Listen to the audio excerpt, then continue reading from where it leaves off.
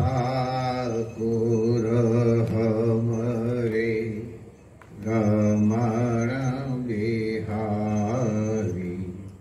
हम हैं रमण बिहारी के।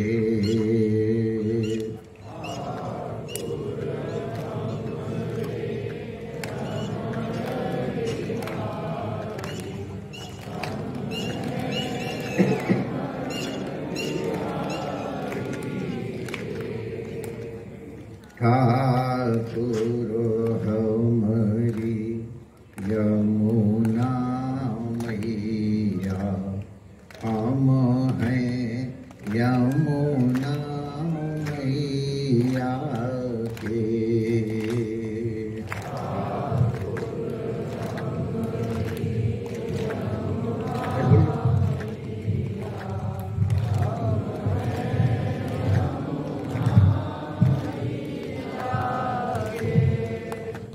ठाकुर हमरे सद्गुरु प्यारे, हम हैं सद्गुरु प्यारे के।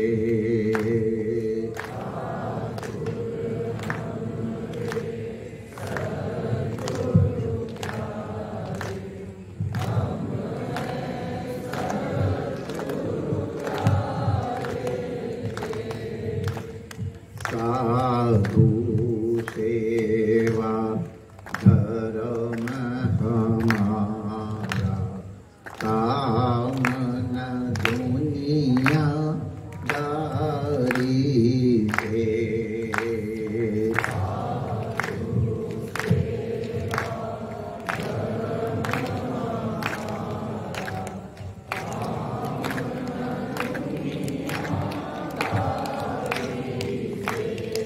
कोई भला कहो चाहे बुरा कहो, हम हो चुके रमण बिहारी के।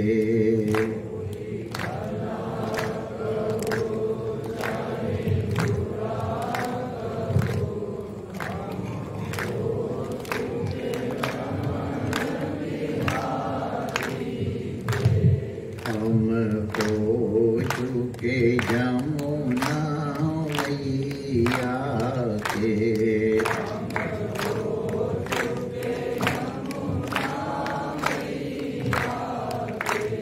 हम हो गए सद्गुरु प्यारे के।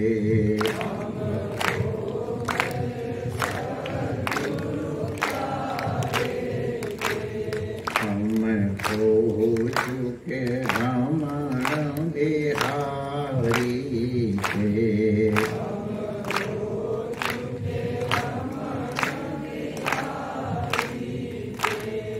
श्री रमण बिहारी लाल की जय, श्री यमुना महारानी की जय, पूज्य सद्गुरुदेव भगवान की जय, सर्व संत हरि भक्तन की जय, आज के आनंद की जय।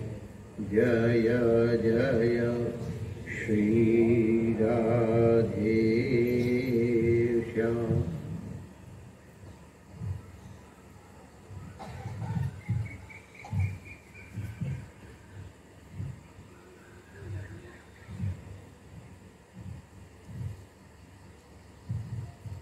नारायण नारायण नारायण नारायण। जपात सिद्धि, जपात सिद्धि, जपात सिद्धि कलौ युगे।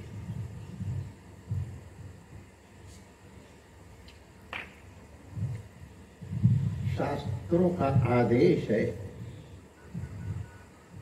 कलयुग के लिए सर्वोत्तम साधन जप है।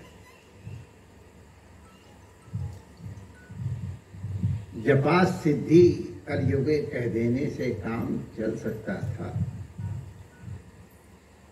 3 बार जपात सिद्धि, जपात सिद्धि, जपात सिद्धि के 3 बार कहने का आशय ये है कि ये बलपूर्वक कहा जा रहा है।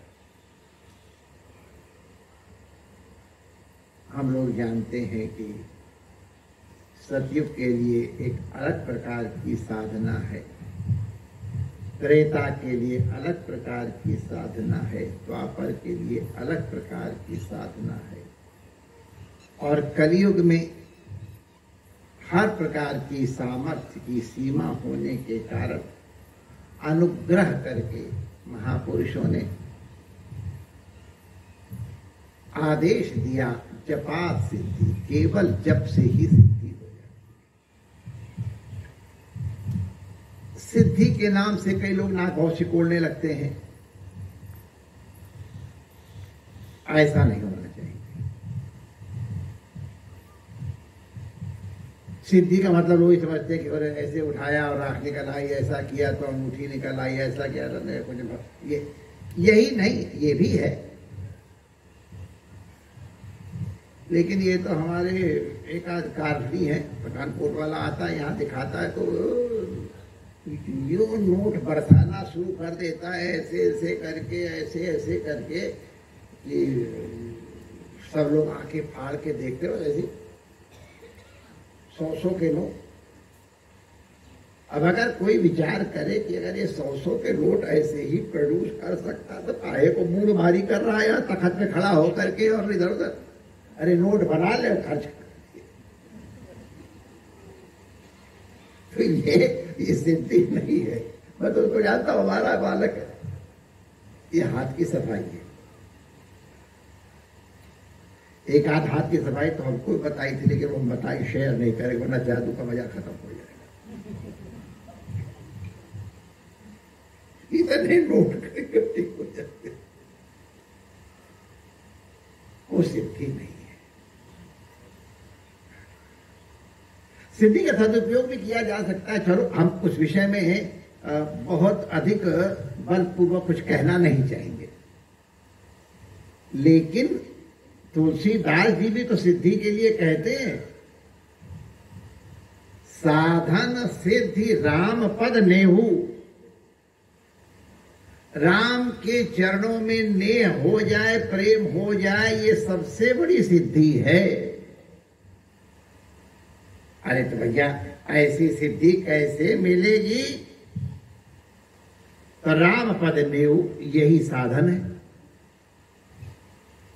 साधन के रूप में भी राम से नेह बना सकते हो, और अगर ये सिद्ध हो जाए तुम्हें कि निरंतर राम का स्नेह प्रेम बना रहे, तो यही सिद्धि, इससे बढ़ के और क्या सिद्धि माय डियर हो सकती संसार में। तो इसलिए सिद्धि से घबराओ नहीं।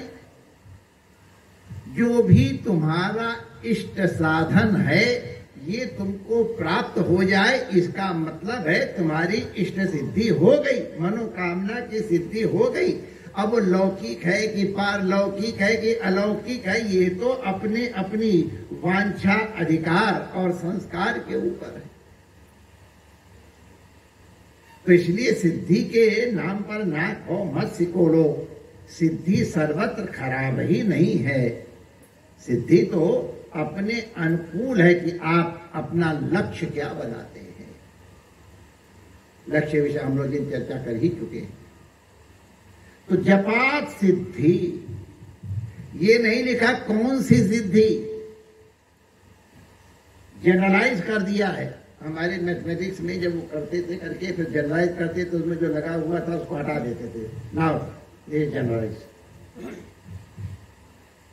तो जनरलाइज कर दिया कि जो भी सिद्धि तुमको चाहिए जब उसका साधन है। लेकिन जब क्या है, इसको कई लोग उतने अच्छे ढंग से कई बार नहीं, जो जानते हैं उनके लिए नहीं है, लेकिन जो नहीं जानते, स्मरण एक अलग चीज है, नाम स्मरण एक अलग चीज है, नाम संकीर्तन एक अलग चीज है, और नाम जप एक अलग चीज है, मंत्र जप एक अलग चीज है। जप का मतलब है आप विधिवत आसनबद्ध हो करके किसी एक वर्ण वर्ग विशेष का बार बार उच्चारण करते हैं। हमारे स्वामी अखंडा जी महाराज कभी कभी पूर्विया भाषा वाली बात कहते हैं, अरे भैया के माने दोहराउनी, दोहराउनी माने दोहराओ। तो जप का मतलब है उतने वर्ण विशेष का, दोहराउनी माने बार बार दोहराना। इसके लिए माला का आश्रय किया जाता है। कभी कभी जिनको जप नहीं करना होता है ना, वो बड़े बढ़िया बढ़िया तर्क करते हैं। एक बार कोई वृद्ध थे, उनसे कहा महाराज हमसे नीचे बैठा, जब मैंने कहा तुम चारपाई बैठ के जप कर लिया। तो वो चारपाई पे बैठ के जप कर रहे हैं। तो और हमारे भगवान ने जाट लोगों को कुछ अलग ढंग से ही विशेष करके बनाया है, उनकी तो एक दिन कोई जाट महोदय बड़े प्रेम से बैठ करके जब तक, और उनकी कहानी सुनाएंगे चारपाई पे बैठ करके भगवान कैसे बुला लिए, वो हम किसी और दिन सुनाएंगे, आज नहीं। तो अरे बूढ़े बाबा तुम चारपाई बैठ के जब करते हो? तो वो जानकार थे, तो कहते है तो बात है, तुम कैसे करते हो? तो कह हम तो किसी तरह नहीं करते, तो तुमसे तुम अच्छे चारपाई बैठ के तो कर रहे हैं। तो कुछ लोग कुतर्क के लिए कहते हैं कि भगवान का नाम लेने में कोई गिनती होती है, कोई कैलकुलेशन है, हम इतना नाम दे कोई वो लेन देन है। ये लेन देन के लिए नहीं होती है। हमारे कुछ लोगों ने कहते महाराज हम ऐसे करते, जब हमने माला का इसको जपो, कहते महाराज अब हमको पता चला, हमारे श्री राम सराब जो बताते थे, महाराज आपने बड़ा अच्छा किया, हम तो सोचते थे न जाने क्या है, अब पता चला है। तो माला का आश्रय करके जप करने से जप सुबद्ध हो जाता है। माला से जप करे तो चलो सामान्यतः हमारे ब्रज में तो हजारा माला भी होती हैं। हमारे जो महमदीय भाई हैं उनकी तस्बीह में अच्छा चलो इतने होते हैं। तो बाकी सामान्यतः 108 दाने की माला होती है और उसके ऊपर एक सुमेरु होता है। सुमेरु की परिक्रमा जप के माध्यम से की जाती है। ऐसे इस चंदन लगाने वाली उंगली, जिसको अनामिका कहते हैं, इस अनामिका के ऊपर सुविधा पूर्वक माला को विराजमान कर ले। ऐसे बीच वाली मध्यमा और अंगुष्ठ, इन दोनों के सहयोग से एक दाना सरकाओ। एक मंत्र का, एक मंत्र वर्ण का उच्चारण और एक दाना सरकाओ। एक मंत्र का उच्चारण करके एक दाना सरकाओ।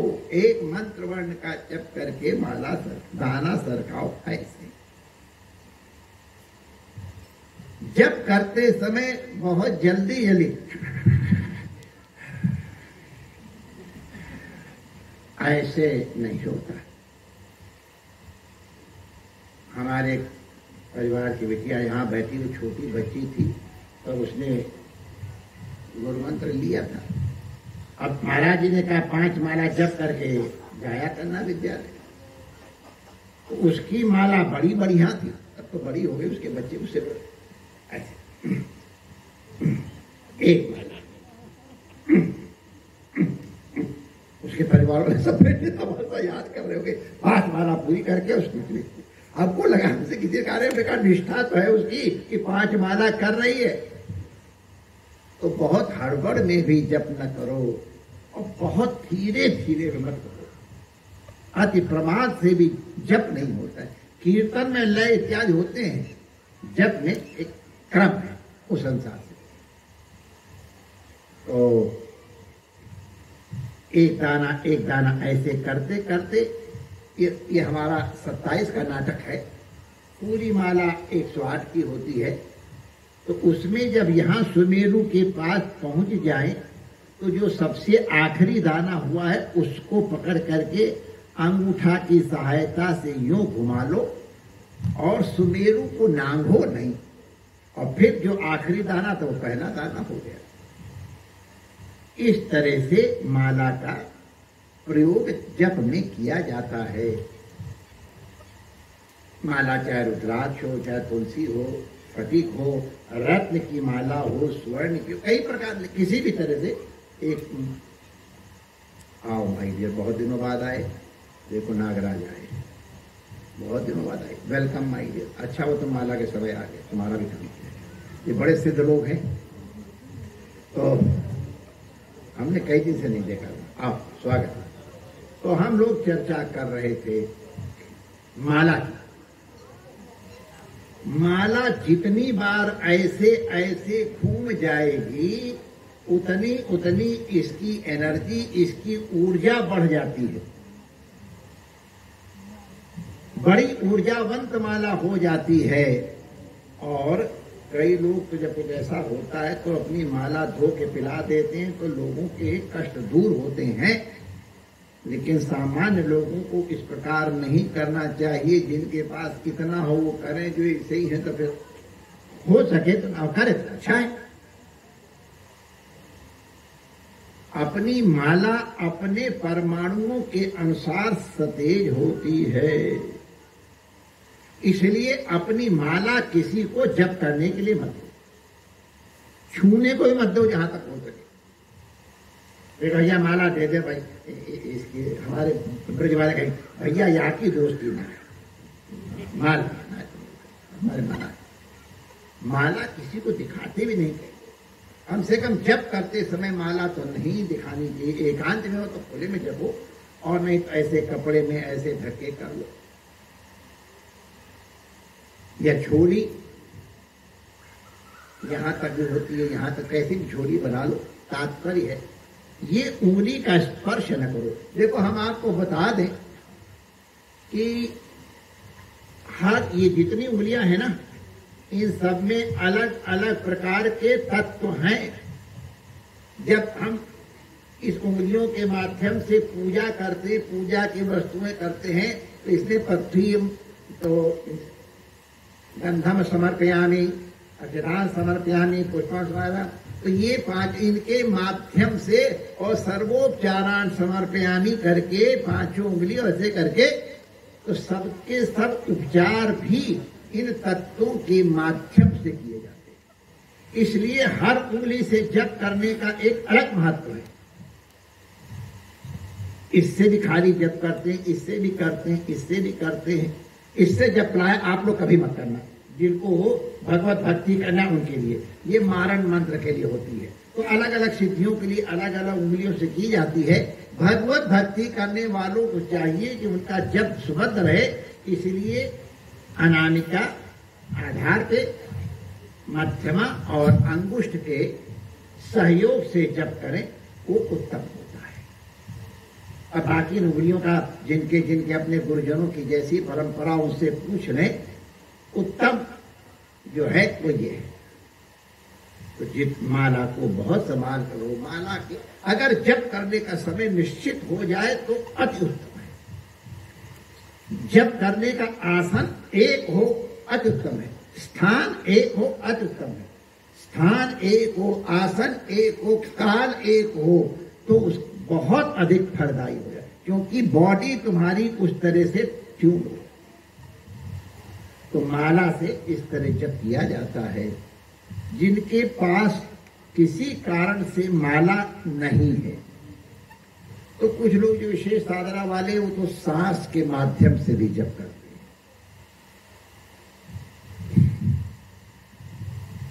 और नहीं तो ये उंगलियों से भी जप होता है। इसमें कई प्रकार हैं, हम 2 प्रकार से बता देंगे। तंत्र वाले जिनको परंपरा से दीक्षा मिली वो अपने गुरुजनों से पूछ लेंगे। ये 2 विधियां सब में चलती हैं, तंत्र में भी सब में चलती हैं। ये अनामिका के मध्य भाग से प्रारंभ करें। 1 2 3 4 5 6 7 8 9 और ये 10, ये मध्यमा के 2 पोर ये सुमेरु हुए।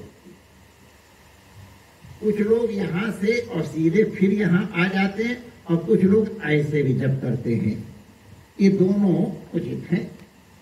दूसरी माला की विधि है कि प्रारंभ यहीं से किया, 1 2 3 4 5 6 7 8 9 और 10, इसको सुमेरु कर देते हैं, तो ये भी स्वीकार्य है। तो किसी भी प्रकार से जप को सुबद्ध करने के लिए माला का आश्रय अवश्य लेना चाहिए। स्मरण सर्वकाल में करो, तस्मात् सर्वेषु कालेषु माम अनुस्मर कहा है, जप नहीं कहा है। भगवान का स्मरण निरंतर होता रहे, लेकिन जप की तो जो विधि है उसका पालन हो तो सर्वोत्तम है। तो आज इतना ही, फिर किसी समय और होगा इसकी और मीमांसा अपने लिए करूंगा, जिसमें हमको रिपीट हो जाए हमारा लेसन और आप लोगों का विलाप हो सके। सभी महापुरुषों के चरणों में प्रणाम, आचार्यगण, ऋषि कुमारगण और विद्वजनों को वंदन, और यहाँ बैठे भाई बहन और विज्ञान के माध्यम से जुड़े हुए सभी भाई बहन, सबके लिए मंगल कामना करते हुए वाणी विराम देते हैं। जय श्री